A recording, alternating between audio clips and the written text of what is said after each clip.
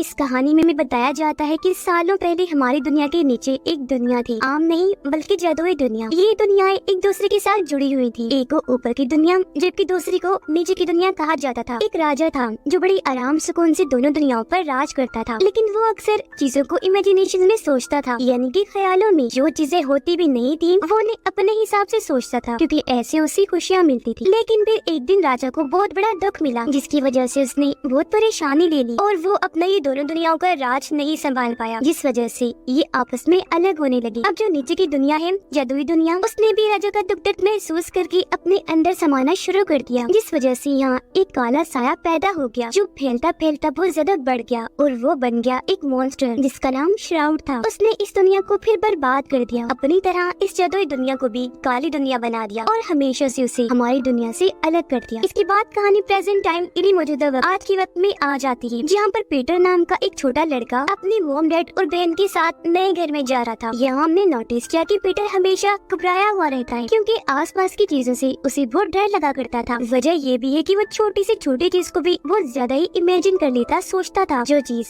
उसकी परेशानी की वजह बनती। रही बात पीटर की बहन की, वो अपने भाई से बिल्कुल अलग थी, हर वक्त खुश रहने वाली और कभी भी बुरा नहीं, हमेशा अच्छा सोचने वाली, इमेजिनेशंस में तो बिल्कुल ना रहने वाली, बल्कि हर चीज को पॉजिटिव लेने वाली। अब ये लोग यहाँ सामान शिफ्ट करके रहना शुरू कर देते हैं। अगले दिन पीटर की बहन खेलते खेलते एक जनरल स्टोर में चली गई, तब उसके पीछे पीछे वो भी चला जाता है। इस स्टोर में बहुत ही अलग अजीब तरह की पुरानी चीजें पड़ी हुई थी, जो कीमती भी लग रही थी। पर इन सब में पीटर को एक पजल क्यूब बहुत पसंद आ जाता है, यानी एक ऐसा क्यूब जिस पर पहेली को सुलझाना था। अब वो जादुई क्यूब था। ये चीज पीटर को पता नहीं चल पाती और वो उसे खरीद कर घर ले आया। रात को पीटर जब सोने जा रहा था तो उसकी मोम उसे एक कंपास तोहफे के तौर पर देती है, जो दरअसल रास्तों के बारे में बताने के लिए होता है। उसकी मोम ने बताया कि ये तुम्हारे दादाजी का था, उन्होंने कहा था कि ये पीटर को गिफ्ट कर देना जब वो थोड़ा बड़ा हो जाए। तो अब वो इस कंपास को लेकर अपने कमरे में आ जाता है और उस क्यूब की पजल यानी पहेली को सुलझाने लगता है। इतनी ही देर में यहाँ उसकी बहन आ गई, जो पीटर से वो पजल क्यूब मांगती है कि तुम भी मुझे दे दो और बदले में मुझसे कुछ सिक्के ले लो। वो सिक्का निकालकर पीटर को देने ही लगी थी कि तभी एक सिक्का फर्श के छेद से नीचे जाकर गिरता है, क्योंकि वो फर्श लकड़ी का था। अब जैसे ही पीटर उस सिक्के को उठाने जाता है, उस छेद में वो किसी जानवर की बड़ी सी आंख को देखता है, जिससे वो काफी घबरा गया। वो झट से पीछे हट जाता है। इससे पहले कुछ समझ पाता उसका कमरा टूटना शुरू हो गया, दीवारों पर दरारें आने लगी और फर्श भी टूटना शुरू हो जाता है और अगले ही पल कमरे का सारा सामान भी हवा में उड़ना शुरू हो गया, यहाँ तक कि बेड भी जिस पर उसकी बहन बैठी हुई थी। और फिर तभी इनका सामान और बेड नीचे की तरफ गिरना शुरू हो जाते हैं। तब तक कूदकर पीटर भी बेड पर आ गया था। असल में पीटर की पजल को सुलझाने की वजह से एक रास्ता खुल गया था, जिसके जरिए ये लोग यहाँ इतने नीचे आ गए थे, जो असल में सालों पहले वाली वही नीचे वाली दुनिया थी। जैसे बेड आगे गिरा तभी यहाँ पर बहुत सारे अजीब तरह के क्रिएचर्स आ जाते हैं और बेड को घसीट कर इन्हें यहाँ से ले जाने लगे। दरअसल वो इन दोनों की जान बचाने के लिए सब कर रही थी, क्योंकि यहाँ का जो मॉन्स्टर था श्राउड, उसे इनके यहाँ आने का पता चल गया था, जो अब कभी भी इन्हें मारने के लिए यहाँ आ सकता था। अभी सारे क्रिएचर्स इन्हें जैसे तैसे दूसरी जगह पर ले आए, फिर पुल से गुजरकर उस पार आ जाते हैं। ऐसा करने के बाद वो इस पुल को ही तोड़ देते हैं, ताकि मॉन्स्टर इनके पीछे यहाँ न आ जाए। और अभी सारे क्रिएचर्स इन दोनों को एक केव इन्हीं कार में ले आए। बच्चे आसपास बड़ी गौर से देख रहे थे और इन्हें काफी हैरत भी हुई कि ये हमारे साथ क्या हो रहा है। कि तभी यहाँ क्रिएचर्स का हेड आया, जो इन दोनों को यहाँ देखकर काफी गुस्सा जाता है, क्योंकि ये इंसान है जिनका यहाँ होना किसी खतरे से खाली नहीं है। ये सुनकर एक बड़ा क्रिएचर सामने आया, कहता है कि आप गुस्सा मत करें और सबको बताता है कि पीटर और उसकी बहन का यहाँ आना कोई इत्तेफाक नहीं, बल्कि सालों पहले ये प्रेडिक्शन पेशेंट को की गई थी कि ये दोनों बच्चे यहाँ आएंगे और पीटर जो यहाँ का राजा होगा वो इस दुनिया को और हम सबको श्राउड से बचाएगा और इस दुनिया को पहले जैसा ठीक कर देगा, क्योंकि सालों पहले जो यहाँ के राजा थे पीटर उन्हीं का खून है। ये बताकर वो बड़ा क्रिएचर दोनों को केव के और अंदर ले आया और दीवार पर लिखी वो प्रेडिक्शन दिखाता है, जहाँ पीटर और उसकी बहन की एक ड्राइंग बनी हुई थी। इनके अलावा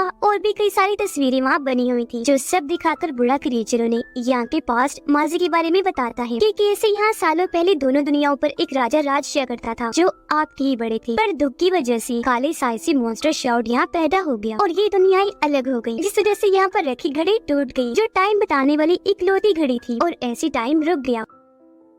अब प्रेडिक्शन के मुताबिक पीटर को ही इस घड़ी को दोबारा शुरू करना होगा, जिसके लिए पीटर को कुछ और जादुई पजल क्यूब ढूंढने होंगे और उन्हें सुलझाना होगा, जिसके बाद उसे एक चाबी मिलेगी और उसी की मदद से वो घड़ी को चला पाएगा। जिससे अब पीटर और उसकी बहन को भी समझ आ जाती है कि अगर वो इस दुनिया से निकलना चाहती है तो पहले उन्हें इन पजल पहेलियों को सुलझाना होगा। अब अगला पजल क्यूब ढूंढने के लिए बूढ़ा क्रिएचर पीटर को एक किताब देता है, लेकिन ये पूरी ही किताब खाली थी। बूढ़ा क्रिएचर बताता है कि ये एक जादुई किताब है जिसे यहाँ का पढ़ा लिखा क्रिएचर जो दरअसल मैकेनिक है वो ही पढ़ सकता है, इसलिए अब तुम्हें उस मैकेनिक क्रिएचर के पास जाना होगा। ये सुनकर इनका पीटर को उसके पास ले जाने के लिए मान गया। इनके साथ बूढ़े क्रिएचर का बेटा भी जा रहा था जिसका नाम प्लेंग था। पर निकलते हुए हेड और प्लेंग की बहस होने लगी क्योंकि दोनों को ही एक दूसरे पर भरोसा नहीं था। लेकिन इनका शोर शराबा सुनकर यहाँ श्राउड आ गया, वो इन पर हमला कर देता है जिस वजह से ये लोग भागे। लेकिन पीटर, उसकी बहन और प्लेंग गिरते गिरते काफी नीचे आ गई और अभी उस केव से बाहर आ चुकी थी। इन्हें पता चला कि हम तो गुम हो गए हैं। पर तभी प्लेंग पीटर के हाथ में वो कंपास देकर कहते हैं ये तो रास्ता बताता है, चलो इसका इस्तेमाल करते हैं। जी हाँ, अब ये लोग उसका इस्तेमाल करके आखिर उस मैकेनिक के पास पहुँच जाते हैं जो इस वक्त काफी सारे व्हील्स वाली मशीन को ठीक कर रहा था, जो एक पूरा स्टैचू था। ये लोग उससे मदद मांगते हैं, जिस पर मैकेनिक का कहना था कि मैं अभी मसरूफ हूँ,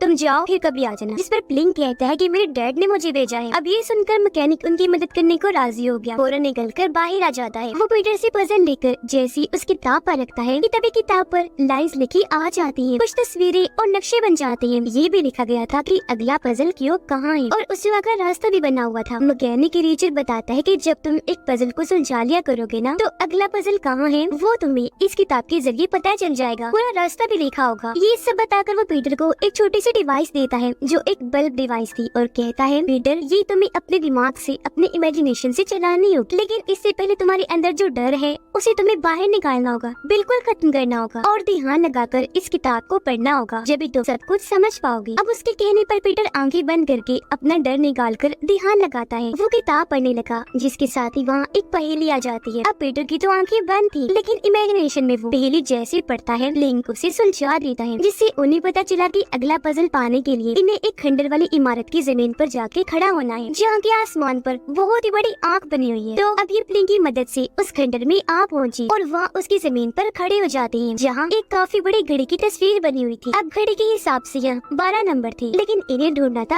अगला नंबर, क्योंकि जाहिर है वो घड़ी में नहीं होता। इनके 13 ये आसपास ढूंढती तो है लेकिन इन्हें वो नंबर कहीं नहीं मिलता। लेकिन पीटर फिर भी खंडर में वो नंबर ढूंढता रहता है, जहाँ आखिरकार उसे एक काफी बड़ी तस्वीर में 13 नंबर मिल जाता है, जिसके नीचे बहुत सारे चूहों की तस्वीरें बनी हुई थी और वहाँ एक छोटा सा बटन भी बना हुआ था। उसे जैसे ही पीटर दबाता है ये दीवार खुलने लगी, जो असल में खुफिया लॉकर तिजोरी थी, जिसके अंदर पीटर को अगला क्यूब पजल मिल जाता है, जिसे लेकर वो बहुत खुश हो गया। पर क्यूब निकलने की वजह से यहाँ एक काफी बड़ा ड्रैगन आ जाता है, जिसे देखकर पीटर काफी डर गया, जल्दी से एक पिलर के पीछे आकर छुप जाता है। लेकिन तभी उसे मैकेनिक क्रिएचर की कही बात याद आती है कि तुम एक राजा हो और एक राजा को बहादुर होना चाहिए। उसे अपने डर पर काबू पाकर अपनी ताकतों को पहचान कर उसका इस्तेमाल करना चाहिए। ये सोचकर पीटर अब बड़ी हिम्मत करके ड्रैगन के सामने आया और उसे कहता है कि देखो मेरे पास यहाँ का पजल क्यूब है और मैं यहाँ का राजा हूँ। जो सुनकर ड्रैगन पीटर के सामने झुक जाता है, उसने सर भी झुका लिया, साथ ही वो माफी भी मांगता है कि प्लीज माफ कर दीजिएगा, मुझे पता नहीं था। साथ ही ड्रैगन ये भी बताता है कि मैं कोई भी शक्ल, कोई भी रूप ले सकता हूँ। जो सुनकर पीटर कहते हैं तो फिर ठीक है, हमें अगली पजल क्यूब वाली जगह पर ले जाओ, जो जगह असल में रेगिस्तान में बना मंदिर है। तो अब ड्रैगन अपना जिस्म थोड़ा सा बदलकर लोहे का बना लेता है, जो उसका ऊपर बना हिस्सा था, क्योंकि उसने इन तीनों के लिए ये बैठने की जगह बना दी थी। और अब वो इन तीनों, इन्हीं पीटर, उसकी बहन और प्लेंग को लेकर उस मंदिर के पास आ जाता है, जहाँ पर यहाँ के क्रिएचर्स की बहुत सारी मूर्तियाँ थी, जो सभी सोलर्स क्रिएचर्स थी और सब पत्थर की बनी हुई थी। हालांकि पहले सब जिंदा और सही सलामत हुआ करते थे और पत्थर वो श्राउड की हमले की वजह से बनी थी।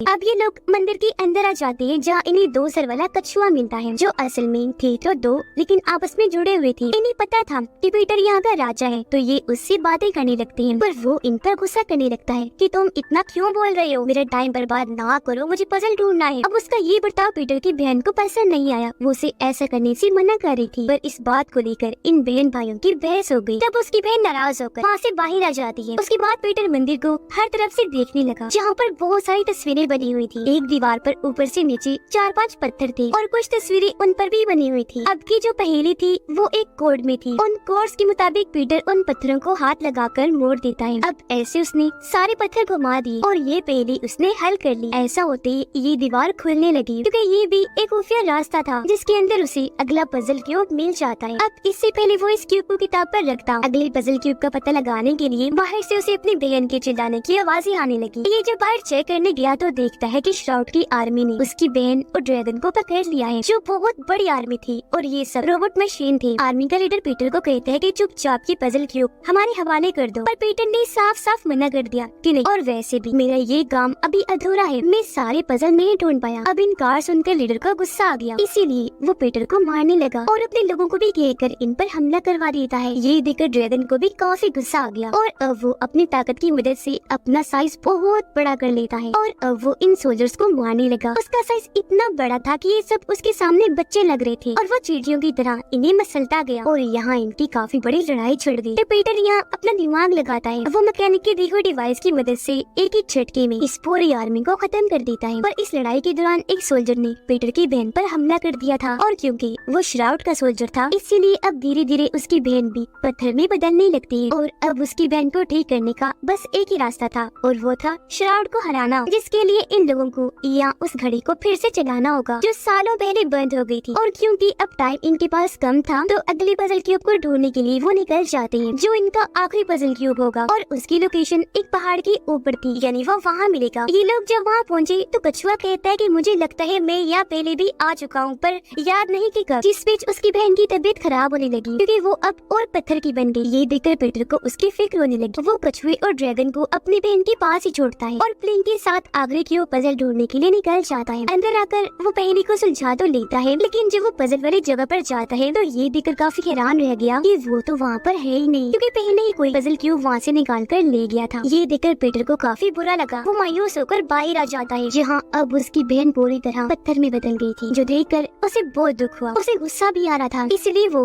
बूढ़े क्रिएचर की दी हुई वो जादुई किताब नीचे फेंक देता है, क्योंकि अब इसका इन सबसे यकीन उठ गया था। उसे लगता है कि मैं कुछ भी ठीक नहीं कर पाऊंगा। और अब तभी कछुए को याद आता है कि मैं यहाँ कब आया था। वो कहता है, पीटर मैं जब यहाँ आया था तो आखिरी क्यूब मैंने ही वहाँ से निकाल लिया था ताकि श्राउड वो ना ले ले, वो मेरे पास है। जो कहकर वो आखिरी क्यूब पीटर को दे देता है, जो लेकर पीटर खुश तो बहुत हुआ क्योंकि अब सारे पजल क्यूब आ गए थे, लेकिन इस बात से उदास हो जाता है कि अब हमारे पास किताब नहीं है, क्योंकि वो तो उसने नीचे फेंक दी थी। वो रोने लगता है कि शिट ने कितनी बड़ी बेवकूफी कर दी। लेकिन तभी ड्रैगन जो उड़ सकता था वो उसे शांत करके नीचे चला जाता है किताब को ढूंढने के लिए, जो बहुत जल्द उसे मिल भी गई, जिसे लेकर वो वापिस आ जाता है। उसे लेकर पीटर किताब पर रखता है, जिसे इन्हें पता चला कि घड़ी को चलाने के लिए जो चाबी इन्हें चाहिए होगी वो हासिल करने के लिए इन्हें एक टावर में जाना पड़ेगा, जो क्लॉक टावर है। तो अब पीटर ना चाहते हुए भी अपनी बहन की मूर्ति को वही छोड़कर ड्रैगन के साथ क्लॉक टावर के लिए निकल जाता है।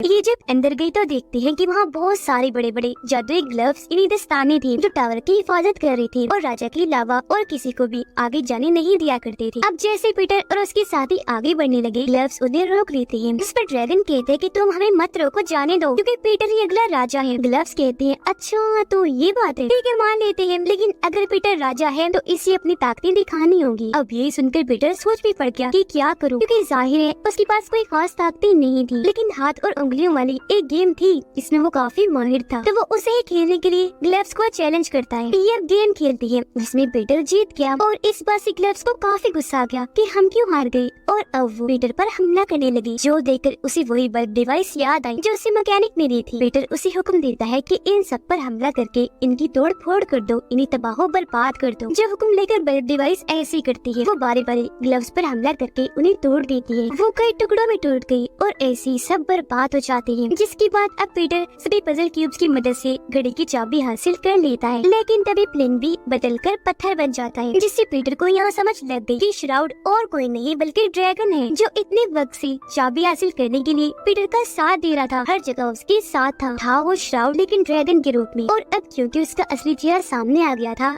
इसीलिए वो ड्रैगन से बदलकर अपने असली श्राउड मॉन्स्टर वाले रूप में आ जाता है। उसके पास जिस्म को बखेरने की ताकत थी, जिसकी मदद से वो पीटर पर हमला कर देता है। है और यहाँ वो पीटर की सबसे हैरानकुन राज को सामने लाता है। असल में जो पीटर की बहन थी वो हकीकत में नहीं थी, बल्कि वो भी पीटर की इमेजिनेशन थी। सच तो ये है कि उसकी बहन की कुछ वक्त पहले ही मौत हो गई। वो इस दुख को झेल नहीं पाया, उसे यकीन नहीं आ रहा था उसकी मौत का, और तभी से वो उसे इमेजिन करने लगा, जिस वजह से वो उसे हर जगह दिखना शुरू हो गई। ये बताकर श्राउड उस पर हमला करने लगा। असल में अपनी बहन की मौत के बाद पीटर शर्मिंदगी में जिंदगी गुजार रहा था कि मैंने उसकी जान बचाने के लिए कुछ नहीं किया, मैं किसी काम का नहीं, और उसके डर और शर्मिंदगी का फायदा उठाकर ही श्राउड उसे कमजोर करने की कोशिश कर रहा था। पर अब उसे समझ आती है कि मैं अब इस दुनिया में आया हूँ तो यहाँ मेरी बहन सिर्फ मेरी इमेजिनेशन ही नहीं, बल्कि मैं जादू से उसे दोबारा जिंदा कर सकता हूँ, जो जिंदा होने के बाद ये इस दुनिया में ही रहे। तो अब वो बहुत खुश था इस बात से कि मुझे अपनी बहन को दोबारा जिंदा करने का एक और मौका मिला है। तो अब वो अपनी बहन और बाकियों को बचाने के लिए अपने सारे डर को मिटा देता है। इसीलिए वो अपने बल्ब डिवाइस को भी हुक्म देता है और श्राउड पर हमला करवा देता है। और क्योंकि उसका जिस्म उलझा बिखरा हुआ था तो अब वो टूटकर बिखरने लगा, वो पूरा बर्बाद हो जाता है। और इस तरह यहाँ श्राउड का खात्मा हो गया, जिससे आज आखिरकार इस दुनिया का अंधेरा कालापन खत्म हो गया था। तो अब पीटर उस क्लॉक को चालू करके दोबारा शुरू कर देता है। घड़ी जैसे चली ये जादुई दुनिया दोबारा पहले जैसी ठीक हो गई। यहाँ पर से रोशनी छाने लगी, चीजें चलना शुरू हो गई और पीटर की बहन और बाकी क्रिएचर्स जो पत्थर के बने हुए थे वो भी दोबारा से ठीक हो जाते हैं। और अब उसकी बहन इसी दुनिया की बन जाती है। उसे देखकर पीटर बहुत खुश हो गया। अब क्योंकि ये सब ठीक करने में पीटर का हाथ था, इसीलिए उसे इज्जत के तौर पर ताज पहना दिया जाता है। पर वो ताज उतार कर अपनी बहन को ही पहना देता है, ये कहकर कि तुम इस दुनिया की हो तो इस पर तुम्हारा हक है। और अब वो सबको अलविदा कहकर वापस अपनी दुनिया में आ गया, जहाँ उसका कमरा जो टूट गया था वो भी अब बिल्कुल ठीक हो जाता है। नींद से उठने के बाद वो ये सब कुछ अपने डैड को बताता है, यानी कि शुरू से अब तक जो हमने देखा